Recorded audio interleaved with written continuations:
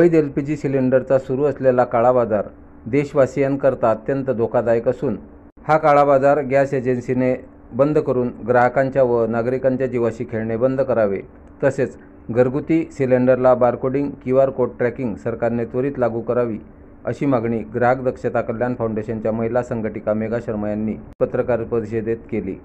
ग्राहकांच्या जनजागृतीबाबत ग्राहक दक्षता कल्याण फाउंडेशन या स्वयंसेवी संस्थेच्या वतीने पाऊल उचलण्यात आले असून ग्राहकांचे हित, मानसन्मान व सामाजिक कार्याकरता नेहमीच ही संस्था तत्पर राहते।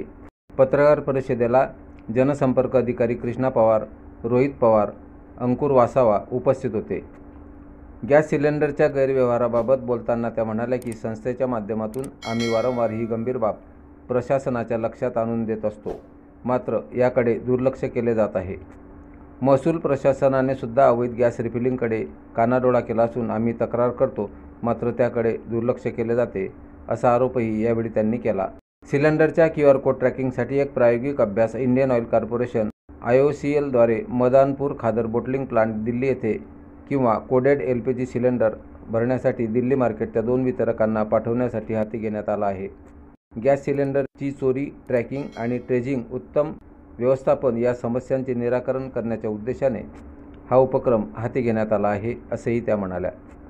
भुसावळ शहरासह जळगाव जिल्ह्यात अवैध गॅस चोरीचे प्रमाण वाढले असून घरगुती वापराचा गॅस वाहनांसाठी सर्रासपणे वापरण्यात येत आहे, मात्र संबंधित अधिकारी याबाबत कोणतीच कारवाई करीत नसल्याचे दिसून येत आहे।